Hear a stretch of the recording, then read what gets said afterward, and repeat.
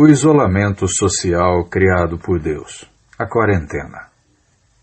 O conhecimento de bactérias, doenças, germes e as necessidades de lavar as mãos, cobrir o rosto e a quarentena foi cientificamente comprovado nos últimos 173 anos. Mas é um conhecimento antigo, para quem leu a Bíblia.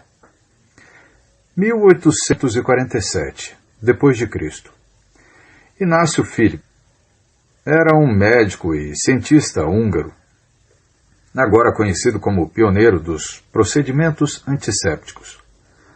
Descrito como o salvador das mães, Dr. Philipp descobriu que a febre puerperal, também conhecido como febre do filho, poderia ser drasticamente reduzido pelo uso da desinfecção das mãos em clínicas obstétricas. A febre puerperal era conhecida, ou melhor, era comum em hospitais do século XIX e frequentemente fatal. Muitas mulheres grávidas entraram na enfermaria, mas 10 a 18% delas não saíram vivas. Cerca de 1 em cada 6 morreu de febre. Era mais seguro ter um bebê em casa do que no hospital moderno.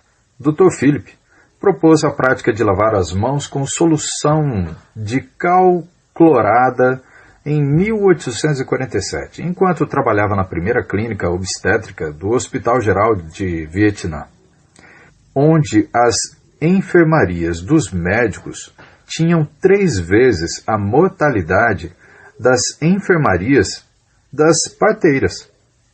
Apesar de várias publicações de resultados em que a lavagem das mãos reduziu a mortalidade para pelo menos 1%, as observações de Dr. Philipp entraram em conflito com as opiniões científicas e médicas estabelecidas na época, e suas ideias foram rejeitadas pela comunidade médica.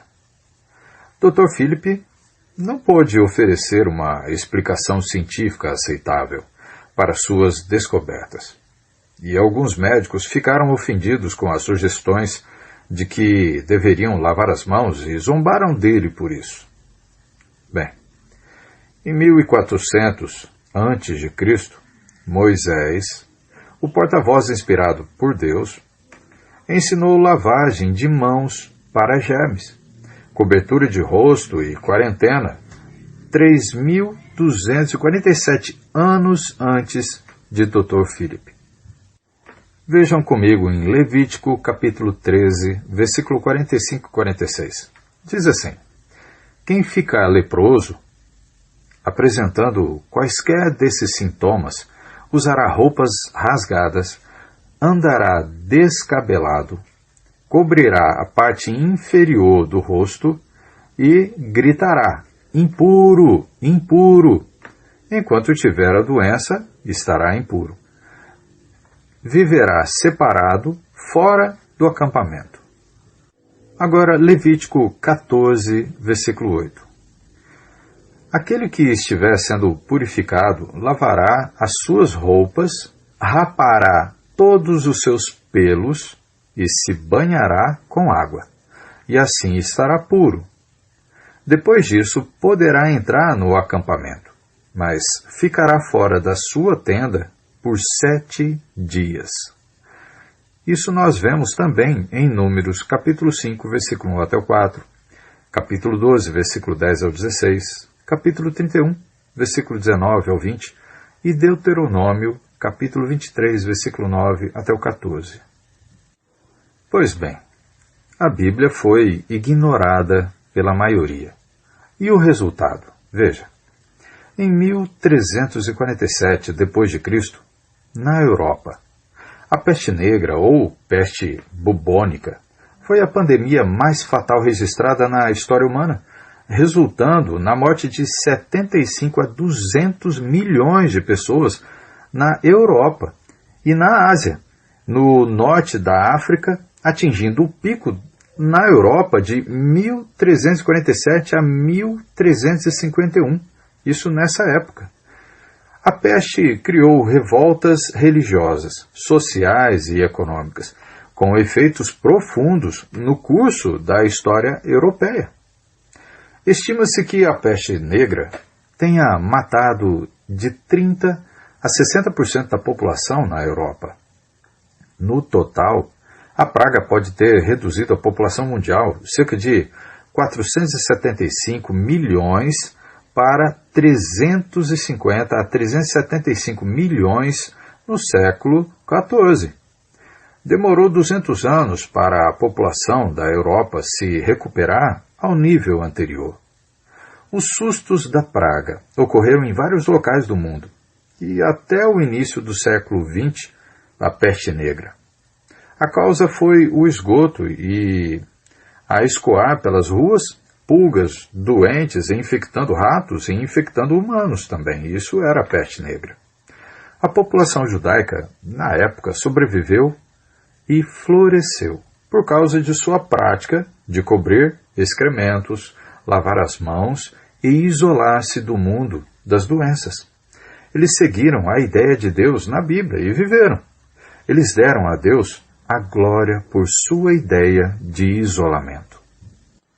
Mas veja que alguns ouviram as instruções de Deus, como nós vimos em cima a população judaica. 4.000 anos antes de Cristo, existiu Noé, o único homem na Terra que seguiu a ideia de isolamento de Deus e salvou a humanidade do extermínio e a extinção. Esta é a história da família de Noé. Noé era homem justo, íntegro entre o povo da sua época. Ele estava com Deus e andava com Deus. Noé gerou 3 filhos, Sem, Cã e Jafé. Ora, a terra estava corrompida aos olhos de Deus e cheia de violência. Ao ver como a terra se corrompeu, pois toda a humanidade havia corrompido a sua conduta, Deus disse então a Noé. Já lá em Gênesis, capítulo 6, versículo 9 e 14. E disse assim: Darei fim a todos os seres humanos, porque a terra encheu-se de violência por causa deles. Eu os destruirei juntamente com a terra. Você, porém, fará uma arca de madeira de cipreste.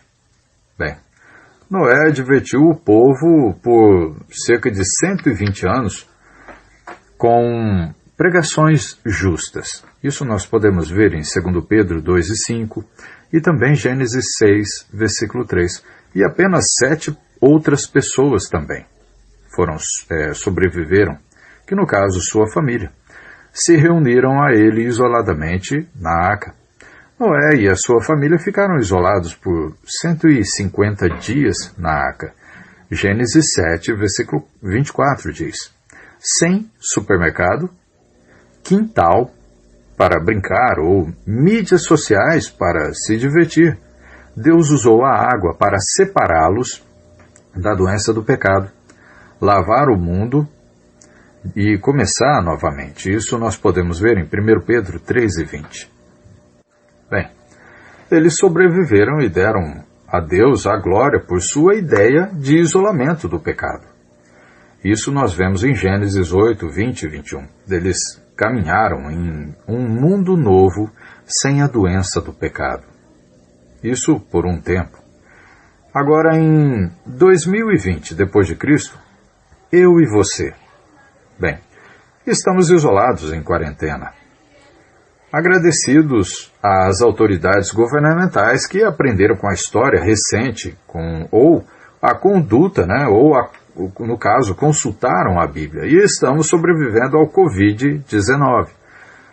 Dê então a Deus a glória por sua ideia de isolamento, não do ser humano, mas de Deus.